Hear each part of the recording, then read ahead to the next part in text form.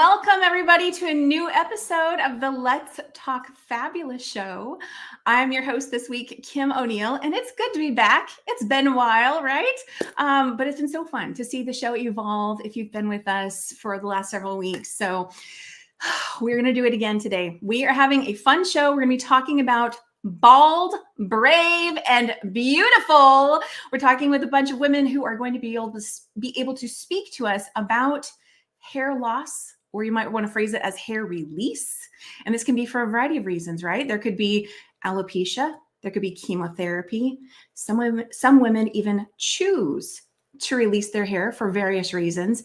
And it can be a very internal, but also powerful, transformative experience. This pertains to all of us on some level. Let's talk.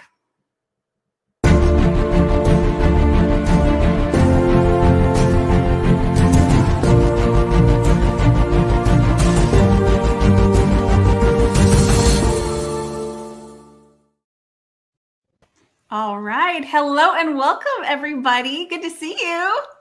Hi. I'm so excited for today's show. Today's show feels powerful to me. How do you guys feel? Excited. Yes, very powerful indeed. Yeah. I love this topic. I personally have never been bald, but I got to be honest, I've had thoughts of oh my goodness, what if that, to me, it elicits some fear. And yet I think we all know, and I'll just state it for anybody who might be new to this sort of thought process, how freeing and empowering it can be when we let go of our fear, right? Yes, definitely. Yeah. Okay, so I know all of you have so much awesomeness to share, but before we get into it, let's go ahead and we'll just do a quick go around. I'd love for each of you to just say a few words about who you are and where you're located in the world. And I'll start with the person next to me right here. Anne, go ahead and share. Oh, hi everyone. I'm Anne. I'm from Finland, and I'm so excited to be here to share this amazing, powerful moment with you all. I love it. Thank you, Anne. And Lynn, tell us about you. Hi, I'm Lynn. I'm joining from Denver, Colorado. I'm so happy to be here and really honored to be in a space with so many beautiful women. So thank you. Absolutely. Absolutely. And Kellie, tell everyone about you, where you are. Hi, my name is Kellie Rhymes. I'm from St. Louis, Missouri. That's where I am located. And I'm a hair loss support coach. I love it. This is so exciting. I love freedom. It's happening. It's bubbling up. Okay. And last but not least, Yovanna, tell everyone about who you are and where you are. Hi, everyone. My name is Yovanna. I am a personal development coach, and I'm currently in the Washington, D.C. area via Atlanta, Georgia. I love it. And y'all are just so professional and awesome. I love how you did that. That was great. Okay. So, okay.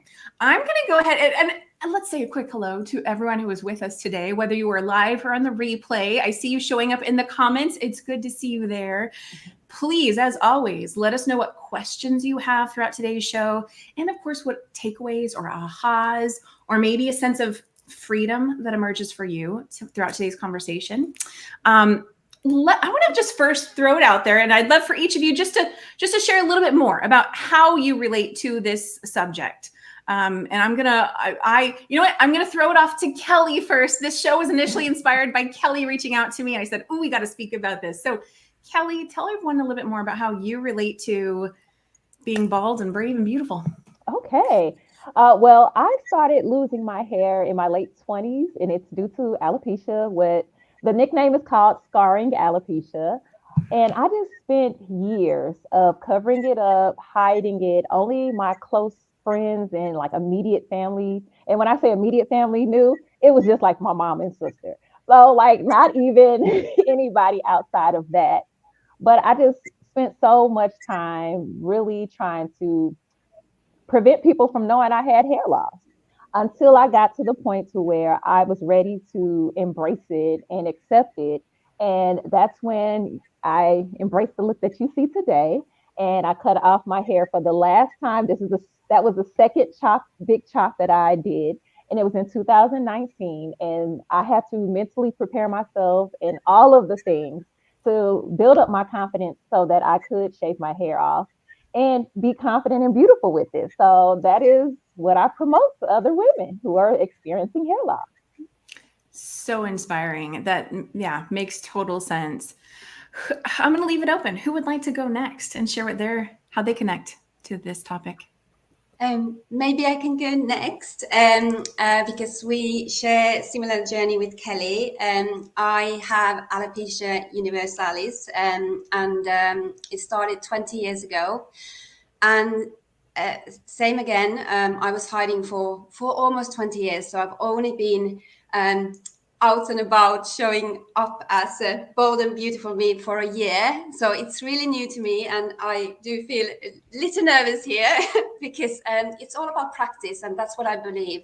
Like once you are brave enough and courageous enough to really embrace your unique beauty, I think that's when you can really shine. And my whole life changed. Like within a year, like everything changed. Like now I'm helping other alopecians to, you know, build confidence and stop hiding. I think that's the key word.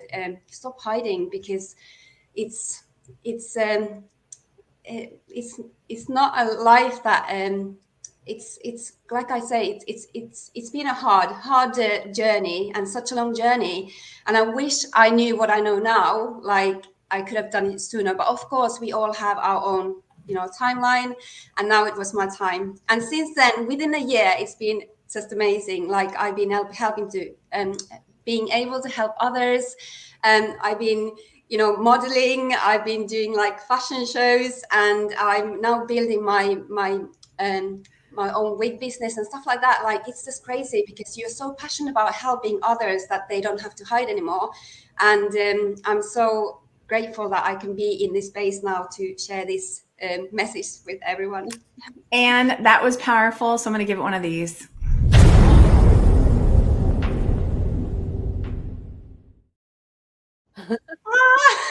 Thank you.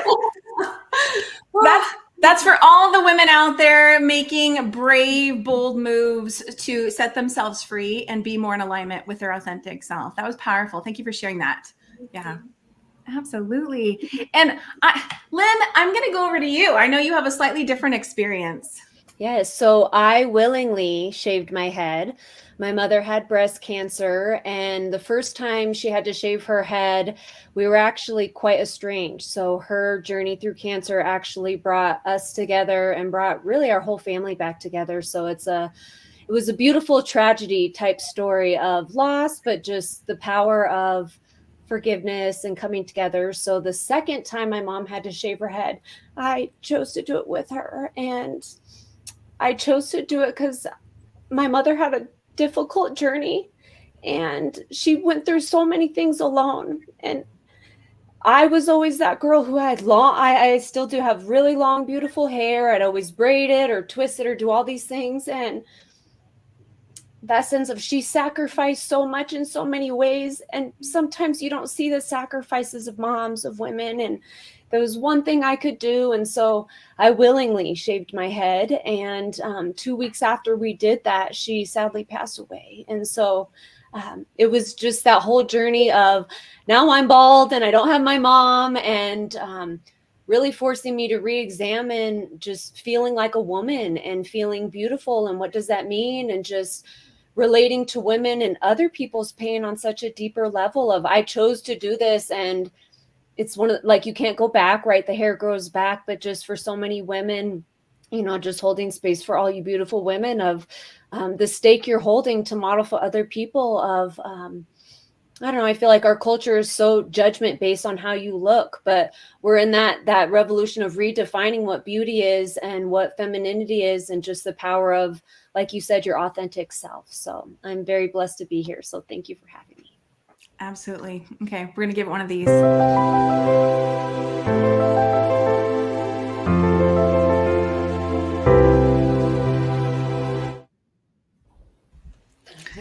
You ladies have already shared so much beautifulness in today's conversation. And before we get to Yovanna, because Yovanna, I want to hear yours too.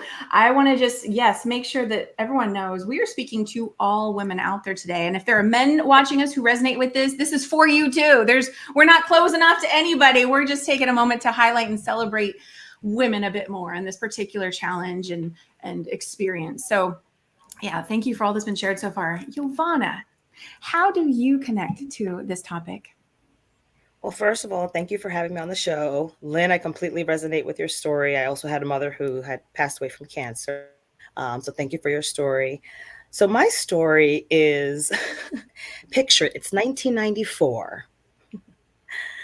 And I'm Afro-Latina, and culturally, hair is a big deal in my culture. And it was, you get your hair relaxed and you get your hair done and in the salon every Saturday. And it had come to the point where I was like, I don't want to do this anymore.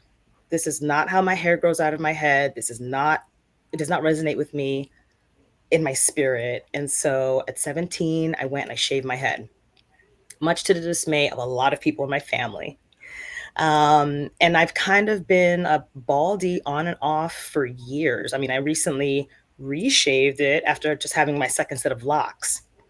But what I can relate with Anne and Miss Kellie is I have alopecia areata, which is when you get it alopecia kind of in spots. Okay. And I learned that during after taking a statistics class, which stressed me out, and I just spontaneously lost hair. Wow. Did not know that was going to be my experience. And so it's this irony of like, regardless, I have this hair loss experience, but I was fortunate enough that I had this relationship with my head, my hair, or lack thereof, from a very early age. I mean, I was 17. And this is how most people know me. Most people know me as bald. When I have hair, it's actually strange for people. And so that's my experience. And so even my son, I've grown it in because I've been moving. So it's a little longer than I usually wear it. And my 9-year-old was like, Mommy, you have a lot of hair right now. Because I usually wear it very, very close.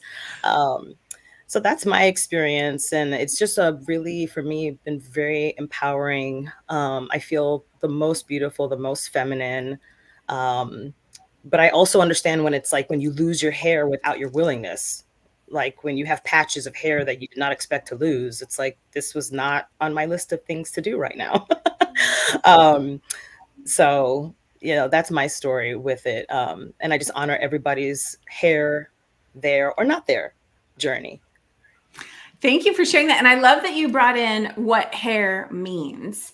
And I'd love to ask the other panelists, what has hair meant for you, both when you had it and now that if you don't have it now?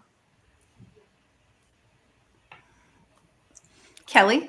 Oh, okay. I'm like, and I'm sitting here like, no, jump in at once. I'm going to put Kellie in the hot seat. Let's see. So what does hair mean to me? Let me give you I have to give you a twofold answer, because to Yovanna's point, in the African American culture, when I was younger, hair, it's all about the hair. Like we would spend hours. I remember being little and spending almost all day in a beauty salon. And people were lined up to get their hair relaxed or whatever they were doing, get it styled. It was a all day thing. And I remember getting relaxers and the chemicals burning my scalp and they leaving it in because they're trying to get my hair so straight. Because basically, to be honest, African American women were relaxing their hair to fit in with society. We were basically told, and it was put out there, that you need to have this straight, long hair to fit in and, do all of the things and always present yourself in a certain type of way. So in the past, hair was a big thing. Hair, it was just like, oh, I don't look good if my hair isn't done. If I don't go to the beauty shop every Saturday or every 2 weeks, I'm not okay. Well, and this is where it brings in identity, right? Yeah. Definitely. But now, as a grown, older person, more mature person, hair, I'm like, I can care less. When I cut my hair off, it was the most freeing thing. And I know someone mentioned it, I forgot who it was, but it was so freeing to not have to worry about, how am I going to keep this wig in place if I go swimming? How does this wig look? Do I look crazy? Buying the right type of wig, getting it professionally installed if I needed to. Like, it costs a lot of money. And I don't think people even think about that part. All the money we spend just on hair and hair products and all of these things. Now, no, hair is no big deal. I don't even think if I could grow hair, I'm pretty sure I'd be like, no. After this experience, it's so easy. I can get in the shower, do my thing, jump out. No, all I have to do is put some oil on my scalp, and I'm okay. Oh, So that's nice. that's what hair means to me at this point. Absolutely nothing. I love that. Okay, you brought up a really good subject about wigs. And so with that, we're going to go to Anne next, but we're first going to watch a little video clip from her, and then we'll continue the conversation. So here we go. Hi, I'm so excited to be here to talk about such an important topic. My name is Vainio, and I'm a speaker and a confidence coach for women with alopecia. I hid my bald head for almost 20 years, and it was hard. This is why I'm so passionate about helping others to show up and speak up and share their stories. The most important thing I would say on your journey is to find people who understand you. Other alopecians, the support groups are so important for you to be able to find that support in your journey.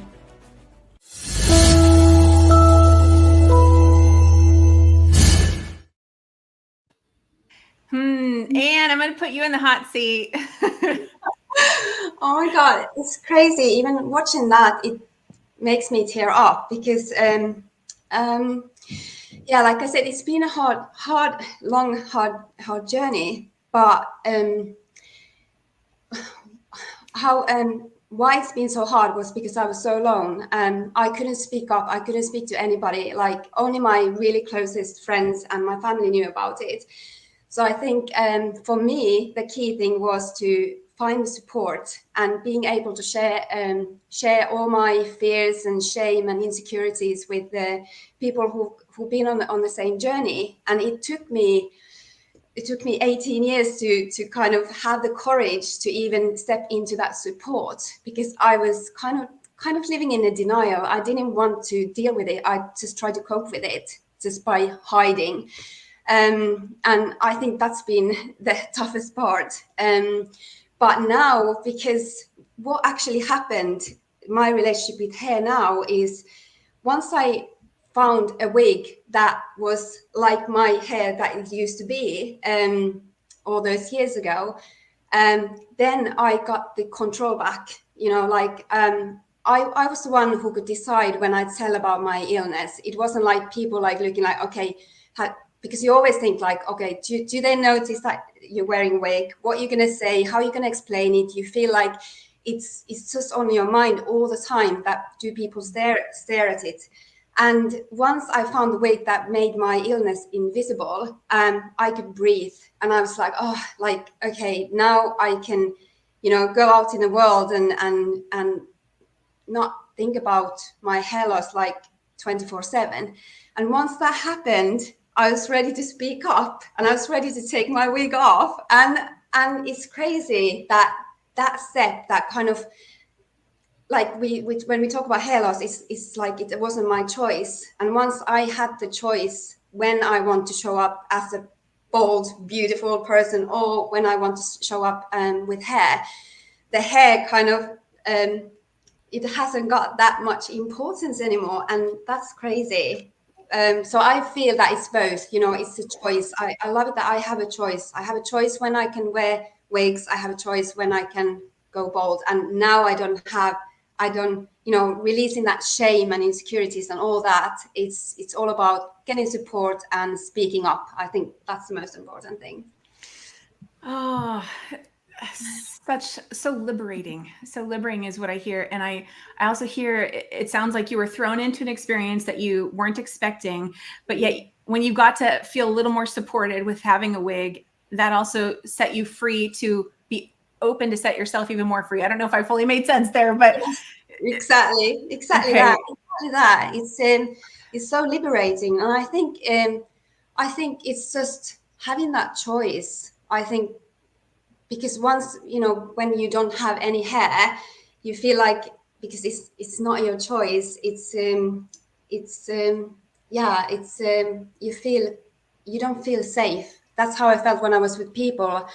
But now, because I speak up, I can share it. And being honest to my value, like being true to my values, that's the most important thing. Always I was contradicting my values, which is honesty and being open. And I would tell everybody about everything about my life except about my hair loss. And that was really like such a heavy burden to carry for so many years. Wow. Okay, who else has an experience where you felt challenged because you maybe didn't have the right support system around you during your experience, or just there was a degree of fear around it that you had to work through? I can say for myself, when I first found out or I first noticed my hair loss, I should say, because when I first noticed it, I didn't immediately go to the doctor to figure out what was going on. I went down the journey of let's YouTube, let's Google, let's see what I could do, get some natural oils or supplements to get my hair to grow back. Because I did not know or think that I had alopecia or some type of condition that was really taking my hair out like that. I just thought, well, maybe I'm stressed, maybe my diet isn't right, like the natural things. So because I thought it was natural, I thought I could fix it on my own. So there was a lot of denial for me. And after the denial, then it became frustration because I'm trying all of these things. My hair isn't coming back. It's getting worse. Now I'm going to a doctor. He's telling me I have alopecia, but he's not giving me really the solutions or, I guess as a doctor, I mean, they can only give so much, but I still didn't have a place to go to. I didn't know where to turn. I didn't know to go to a support group. I wasn't even thinking that, at that time. So it was a struggle. It was a struggle. And I really just leaned on myself and my close friends. And really that was it to help me get through it. It was something I was just dealing with. Okay. And that's how I approached it until, I finally got myself together. Whew, thank you for sharing that. Yovanna, I'm going to put you in the hot seat.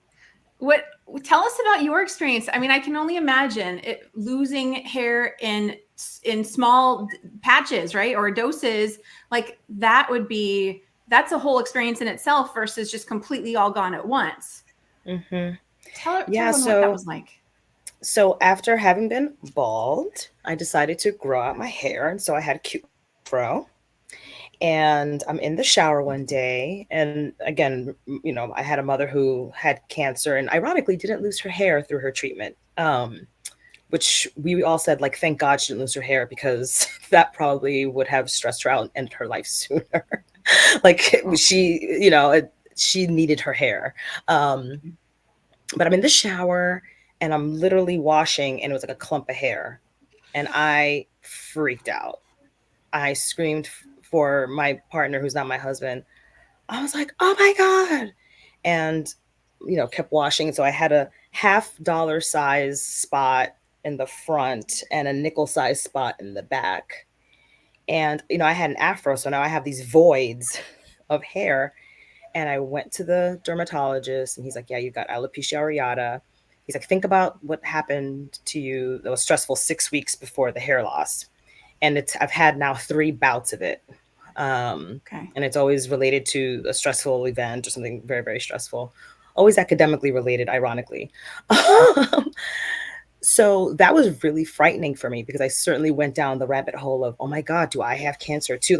All the various things. And like Kelly was saying, I tried all the natural remedies and this is my diet, this, that. And so when I went to the dermatologist and finally figured it out, I was like, oh, okay. But I ironically didn't reshave my head at the time. I just kind of kept filling the spot, with my little afro and then kept it moving. And then a couple years later, just kind of reshaved. So I've not related shaving my head with my hair loss. But I do realize that it's something I have to be mindful of. Like I could spontaneously just have a $50 size spot show up and it shows up in the same spot. Every time I have it, it's in the same exact spot. Okay. And you mentioned academics. And do I recall correctly, are you getting your doctorate right now? You keep calling it into existence. Everybody's calling this into existence for me.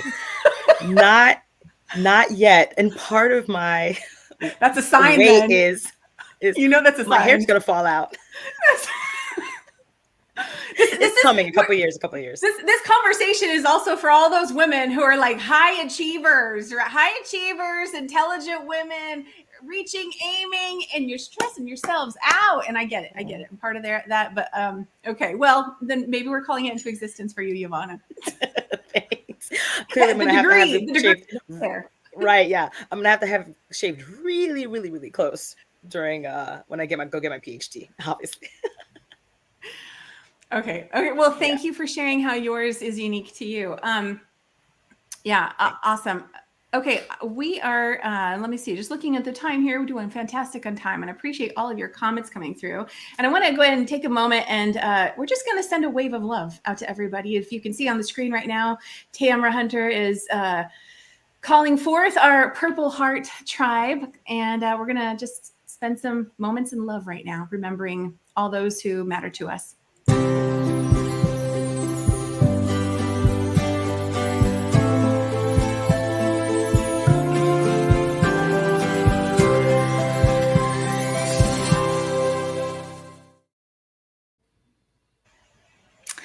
Thank you. Thank you for that, Tamara, and thank you for everyone being here with us. I want to go ahead and we're continuing the conversation, of course, and I want to go ahead and share, Lynn, I want to go ahead and share your video, and then, of course, hear more from you and your experience with releasing your hair. So we'll be right back. Hi, my name is Lynn Hanger, and I'm so excited to be here today. I'm honored to speak on this topic as it is so close to my heart. When I was 26 years old, I voluntarily shaved my head in solidarity with my mother when she had to shave her head for the second time with breast cancer. 2 weeks after we shaved our heads, my mother sadly passed away. This experience of losing my mother and losing my hair impacted me on a deep level. It forced me to re-examine my idea of what femininity was, what beauty was, vulnerability, and what it actually took to be whole and move forward in my healing journey. So I'm so happy to be here with you all, and I look forward to this discussion.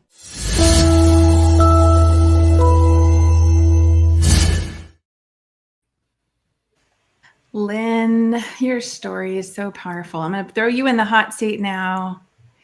And you said some really good words in there. You said femininity, and of course, I'm already blanking on the second word. But share a little bit more. Expand on what you said in that video.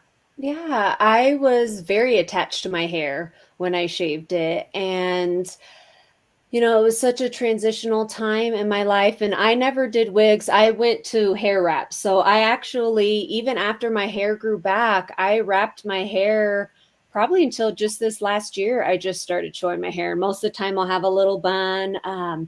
But really, I mean, when we're talking about what is hair, I was so attached to this is my beauty.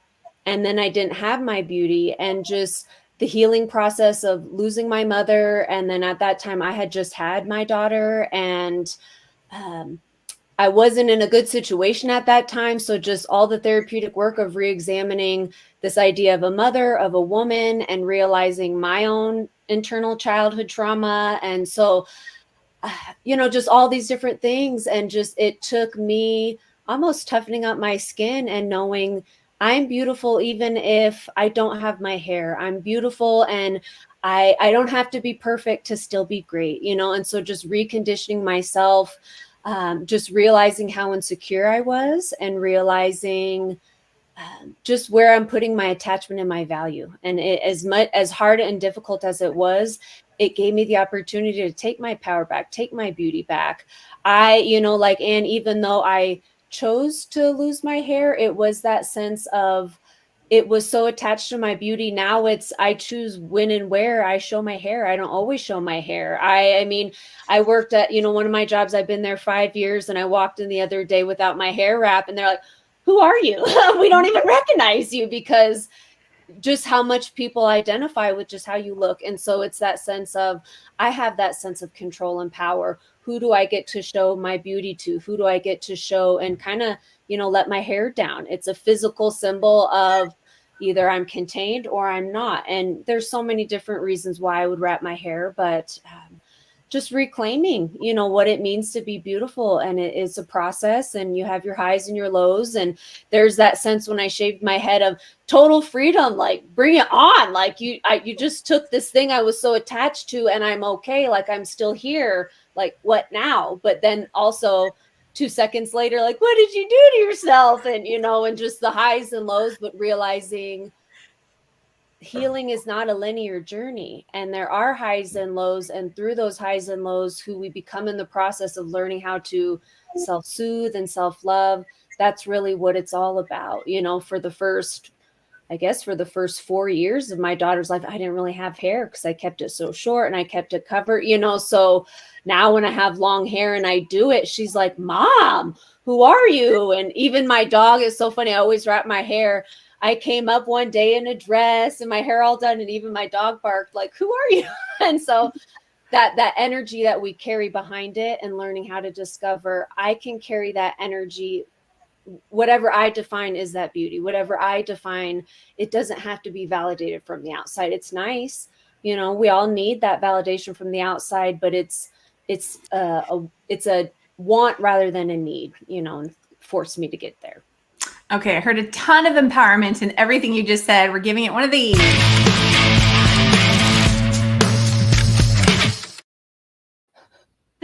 That was so exciting. I'm sorry, Yovanna, what were you saying?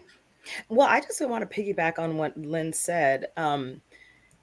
When I first shaved my head, I didn't have a lot of support, like I said earlier, from my family. At the time, I was the only bald person anywhere around the area that I lived and everything like that. But over the years, when I tell people my story, or, just if I've got hair and then all of a sudden I don't, because I just get these whims where it just, boop, it's gone. What I have found is, even though that's not for other women, the empowerment, like Lynn said, that it has, the example of the empowerment for other women is like, you know what? I can do something badass too. Yes. I can do something bold too. Like I may not shave my head, but what's that bold thing that I've been needing to get out of my system? Like what's that leap that I've been needing to take? And every single time I show up this way, women are like, you remind me that I have to do something bold. You remind me that I have to do something brave. And so I appreciate that you said that, Lynn, because that's really beyond the hair. I think it's the symbolism of it all. Yes. Okay, so yes, Yovanna just said, she gave a great question about what's that leap. I'm paraphrasing now, but what's that leap that you've been wanting to take or needing to take? Yeah. That's a good one. You're right. Every woman can ask themselves that. It doesn't have to be about hair, but it's what's that thing that's going to set you free that you might need to take a leap of faith to do. Yeah. Okay. I am loving this conversation. We have lots of fantastic comments. I want to go ahead and highlight some of our audience comments. We have Joy, who of course is with us today, saying, embrace your unique beauty. Absolutely. And we also have men in the house. We have Steampunk Poe with us saying, God made a few perfect heads. The rest he put hair on. Oh, I love that. I love it. And then we have Tamara.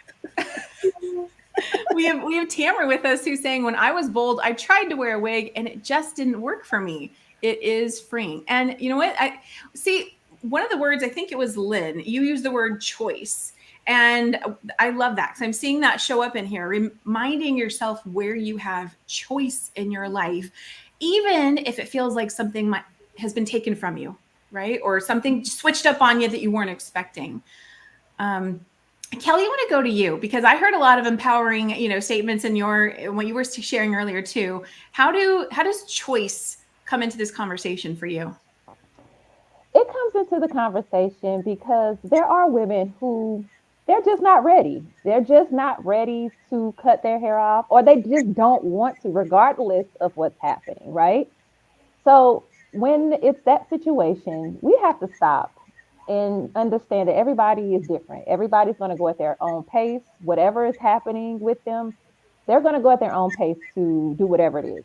So whether that's wear a wig, the head wrap, shave their hair off, whatever that choice is, it's going to be baby steps. And we have to give people grace, and we have to give ourselves grace when we're going through this process, because there will be days where you're like, okay, I'm ready. And then the next day, you may not be. But I encourage women to be or get comfortable with the uncomfortable. So what that means is it doesn't have to be hair related, but let's just say you're a person who's not used to going out to eat by yourself. That may make you feel uncomfortable, right?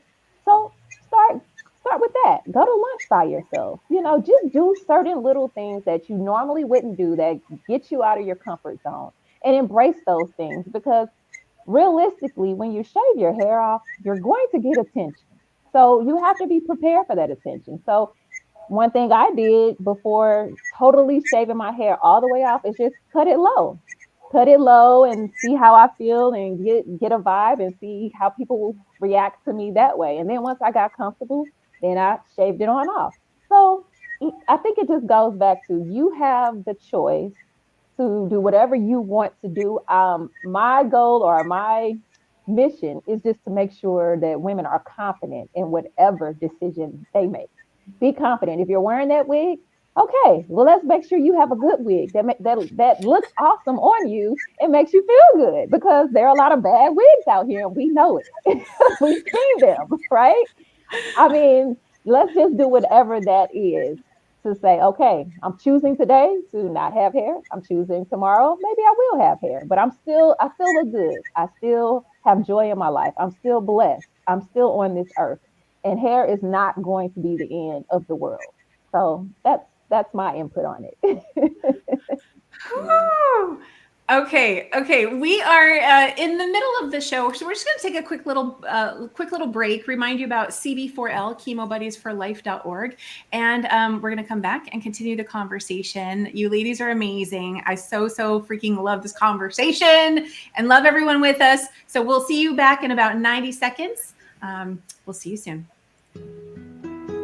Life is so fragile, and we're constantly reminded just how fragile life can be, especially when we or a loved one is told we have cancer. Cancer survivor myself, I can tell you, we still feel very alone in this journey. There's a study that's been shown that patients who are socially isolated have a worse prognosis, have a worse outcome than patients who are socially interconnected. Buddies for Life is a non-profit cancer support group for those whose life has been impacted by cancer. Humor, hope, heart, and hugs. Humor, hope, heart, hugs, and a whole lot of love. Share this with your friends and family and support this community in every way you can. No one should face cancer alone. I am a Chemo Buddy for Life. We are a Buddies Network. No one does cancer alone. Be a buddy. And we are all here for you as a community of love. We are Chemo Buddies for Life. And if you've heard 3 words, you have cancer, for yourself or someone else, you belong with us at Chemo Buddies for Life. Healing through connections.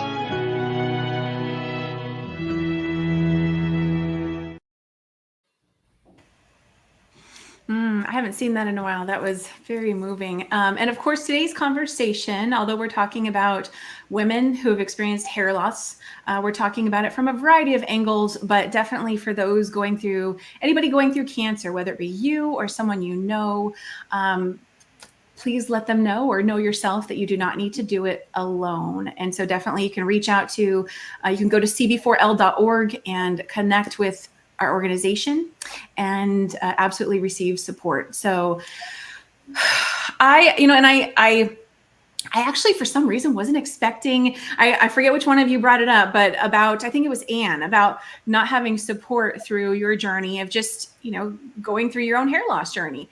And although that's unpleasant and we, sometimes have to find new people in our life, that does absolutely call in how transformative of a personal experience losing your hair or releasing your hair can be. And so I know we've already been dancing around that, but I really want to just kind of take a moment now to focus on that transformative experience for you as an individual. And I'd love to know, what are some of the first things that you started to learn about yourself and embrace about yourself as you're realizing, okay, this is becoming a new norm for me. I'll go to Anne. Anne, how about you? Such a good question. A lot of learnings, like a lot. And I love what I just saw in that video, like healing through connection. I think that is such a key. I think what I've learned, of course, you have to go in and you have to kind of discover like who you really are, how tough you really are, like in the sense that finding that courage to take those small steps to be seen and have a voice and have a face, and I think for me, I would say like the key thing, like what I've learned, especially now when I've been, I do a lot of volunteer work, and I hold support groups and connect with other alopecians. I've built so many meaningful connections, and I realized that all this time when I was trying to hide my imperfection and trying to be perfect and not show that I'm struggling, all that time I was missing out on all those real connections that I could have had if I'd been brave enough to share my struggles. And now being on this journey and sharing, well, in person or online, sharing my journey, I met so many amazing, beautiful people like, people like me, like who really appreciate, who have same values, and who want to, embrace life like with all its perfect imperfections, like we don't have to have that mask on, and we don't have to pretend that we're okay. We can say that we're not okay. So I think that's been the key thing for me. And now I really found my community. I found my people who speak the same language all over the world. And that's been the biggest blessing for me. And through that, I realized like, this is who I am, because, having those really beautiful connections. Yeah, I think that's been the biggest one. That was excellent. Yeah. Yovanna, what are your thoughts about that? About releasing masks? Wow. Yeah. Being 17, when I decided to release my hair and let go of it, it was also me releasing a lot of dogma, cultural dogma, and cultural, norms and mores that, again, just didn't resonate with me. And it was really important for me, even at that age, to be fully and authentically myself. And even though here I am 30 years later and still on the journey, right? It just, it's really hard to explain, because especially when things are like in your family and cultural, it just takes so much longer, because, you piss a lot of people off. A lot of people ask a lot of, really inappropriate questions and say really inappropriate things. But you have to have enough gumption and like anchor in yourself to know who you are and continually show up for yourself.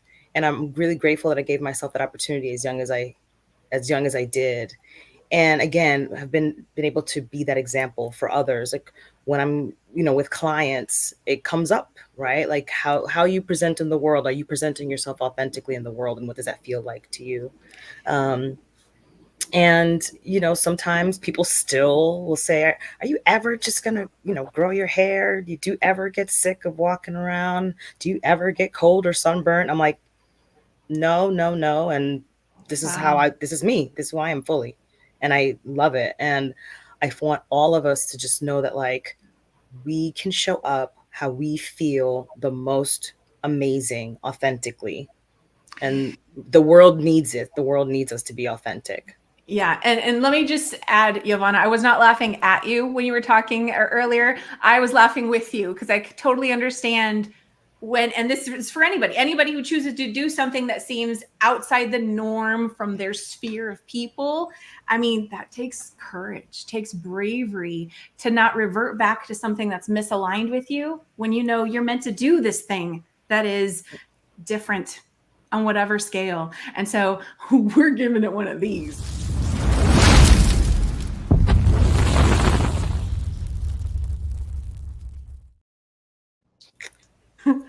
Yeah, I know, right? Rock on to everybody who's choosing to be brave and be you. I love it. I love it.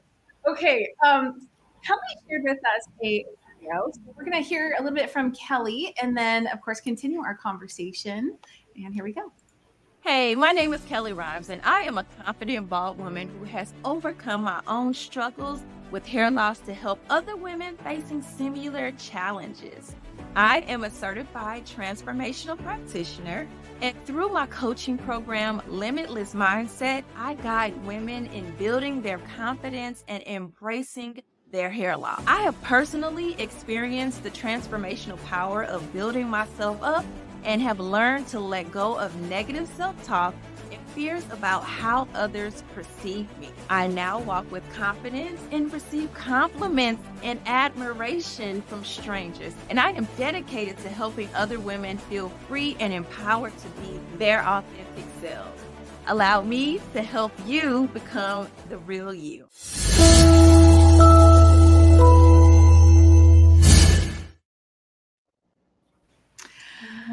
Thank you for that, Kellie. So was there one thing that, well, maybe not one thing, but something that was positive that came out of this, hair release journey that surprised you? You didn't expect, and there's probably a lot, but what comes to mind when I say that? Something that was positive that surprised you, or maybe clients that you've worked with? And this question is for everybody here, but I'll start with you, Kellie. Yeah, the one thing that surprised me was all of the positivity that I received when I cut my hair off for the second time. So let me say this. When I cut it off the first time, I wasn't ready to cut my hair off. I actually lost my hair because of a hairstyle, and I had to cut it off in one day. So I went from the morning going to a stylist to get my hair done because I'm going on a cruise the next day, to by the end of the day having a bald head because my hair had fell out. So I was extremely insecure, and everything that I perceived at that time was negative. I was getting the negative comments. I was, like Yovanna said, people coming up to me like, you don't want to leave just a little bit of hair on your head? No, I don't. Like, leave me alone. I'm going through something, but I don't want to let you know that. I'm trying to be okay on the inside, Let me be. Yeah, please leave me alone. But when I was intentional and prepared myself and cut it off for that second time and I was ready, oh, you wouldn't imagine. Just like I said in that video, the women come up to me on the street and just like, you're beautiful. I'm losing my hair. What do you use? I've even had men come up to me. What do you use on your head to cut it? And like, for example, this weekend, I'm at my family reunion in Houston, Texas. And I'm having family members come up to me who have been covering it up. I didn't even know they had hair loss. And They are like, all right, I'm getting ready. I got a spot here, but I'm just preparing myself. Like, they are coming to me, talking to me. And I'm just like, okay, and supporting them through it. I love that. That is the biggest thing for me, and the biggest surprise is just people actually feeling comfortable enough to come up to me and talk to me about whatever it is that they're struggling with regarding their hair loss, because that's a hard thing to do. It took me, that video you guys just saw, you know how long it took me to record that? Because I wasn't ready to, let me not say that. I know I had to share my story because I had to help other women, but it was scary as I don't know what, and I was just like, let me breathe. Just talking about your hair loss is a big thing in its own when it's something you're losing, So I would say that would be like the biggest surprise. Just all of the good feedback once I saw things differently and, started looking at myself in a positive, and that self-love we talked about earlier, right? Start loving myself and presenting that, and started showing the beauty from inside, and then let it come on out and glow, that I attracted the people who I needed to attract. Woo! I love that. Yeah, I wanted to highlight one of Tamara's comments. And of course, we see her right now saying, let me breathe. Exactly. But I want to highlight another one of Tamara's comments. I'm going to pop it up on the screen here. She said, what surprised her was that when she was out in public, people would stop her to share their stories. And of course, those stories still stay with her. But that goes right back to what you were just saying, Kelly, about how when one person is setting themselves free, oh my goodness, you probably don't expect all the other people who are going to come forth and say, you're helping me just by you doing you. Yeah. Just by me showing up and saying what's happening, and, it's making other people like, okay, all right, I can do this, step by step. Like I said earlier, baby steps. When you're ready, then you move forward. What other, thank you for that, Kelly. What other positive things came forth that that you guys didn't expect? Anything else we haven't already touched on? Go ahead, Lynn. I was just going to say, I think we've all touched on it in whatever way we've shared our story, but the hair is that symbol for something deeper, whether it's that step of like, I'm claiming who I am and being authentic, or just the sense of where you're at and accepting where you're at, or this power of being connected together, because even though we're with people, we can still feel so bare and empty, but knowing that other people are going through it, whatever connection comes through that shared pain is different than a shared joy. And as much as, like Anne shared, it's like, as much as we feel so alone, or as Kelly, it's like, I don't want to share my imperfections, but when we can take off the mask, that power of the vulnerability and how it does truly connect us. And here we are, everybody's still ways, but yet we still feel so alone. And just the power of really stepping into just the present moment. And this is where I'm at, whether I wanted to be here. It's like, okay, I wanted to be there, but then I didn't want to be there. Or, like everyone's journey, whether they wanted it or not, it's like, here's where we're at. And how do we feel okay with where we're at? And just the power of being connected with other women to help us through that. And no, you don't have to be a certain way. It's still okay. And that lesson of all the deeper work that comes with the hair. Yeah, absolutely. Yovanna, what did you want to add to that? So it's going to be a two-part thing. When it comes to romance, the type of people that you attract. I personally, I always feel my absolute sexiest when I release my hair, when I'm bald. Personally, I met my husband this way. I love that. And so awesome. yeah. So because there's this freedom and there's this beauty for me personally. And so when you're looking for a partner, when you're in that space, it's like, if you can see me with no makeup on, no hair, and no frills, you're going to see the entirety of me. So that's thing number one. And thing number two is what I've been able to impart with my daughter. My daughter has mostly seen me bald, and her having this really an ideal of like, I can be who I am fully, and I can kind of look like how I want to look like fully and show up wonderfully, because I feel like it's so important for us to show our daughters that they are just fine and they are whole as they are moving through the world. Right.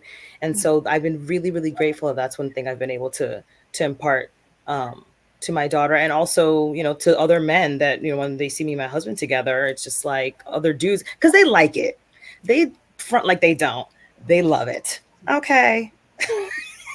So it's like letting the men know, like, oh, a bald woman is feminine. A bald woman is beautiful. A bald woman is sexy. There's nothing wrong with her. She's gorgeous. She's got it going on.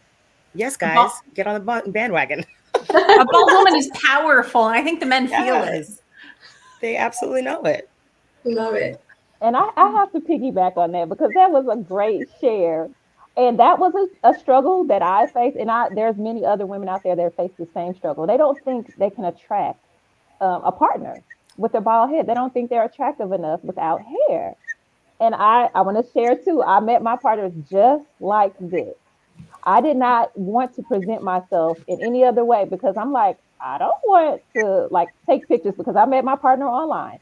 So I'm like, I don't want to take pictures, and I have on a wig and I look a certain way, and then I take it off and he's like, whoa, what is this? He met me exactly. My pictures look like this. He was attracted to me. So ladies, don't think that men aren't attracted to you or that you won't, or women, whoever you are, your partner is. Don't think that just because you don't have hair that you won't have a partner. That's furthest thing from the truth. So get it on out your head. Oh, I love it. We are at the end of today's conversation. I'm amazed how quickly it went by, and yet I'm not. It always does. It's always fun. And it's been fantastic hearing from all of you. I'd love for each of you to take maybe about 20 seconds and just share just some final thoughts you'd like to leave everyone with. And Kellie, you were just kind of wrapping up your thoughts there. I'll start with you, and then we'll go around to Yovanna and around. So Kellie, what final thoughts would you like to leave everyone with? I would just like women to know, just reiterate that you are beautiful regardless. We all have things about ourselves that we do not like, but it goes back to understanding that you are an awesome person. You are loved. You are put on this earth for a reason, and it's not for your hair. So keep it going, keep it moving, keep it positive, and live your best life. Love it. Thank you for that. Yovanna, what are your final thoughts? I mean, I'm going to piggyback on everything that Kellie said. And just know that, you're whole, you're amazing. Just be bold and beautiful. And like I had said earlier, like if this inspires you to go deeper and figure out like what leaps to take, level up your emotional intelligence and take those leaps. You owe it to yourself, and the world needs you to do it. Awesome. Anne, how about you?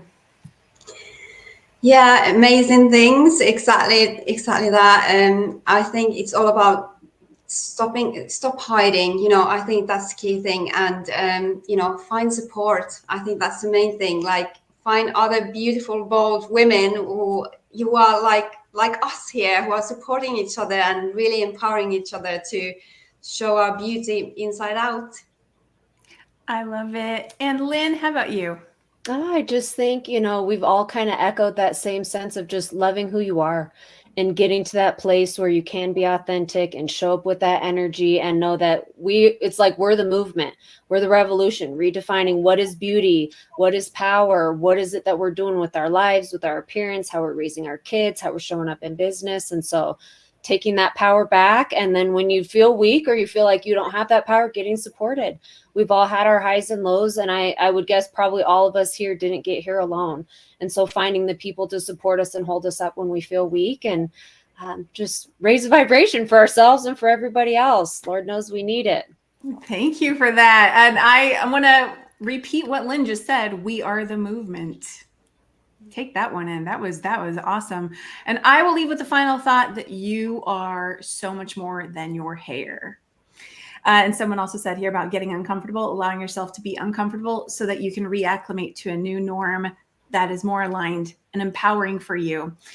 Thank you, everybody, for being here today, both the audience and, of course, today's panelists. And this was wonderful. So we will see you all again very, very soon. Have a fabulous day. I want to say thank you for joining us today and welcome you back next Sunday as we once again are joined by a panel of subject matter experts that will explore and focus in on our fabulous lives. Until next Sunday.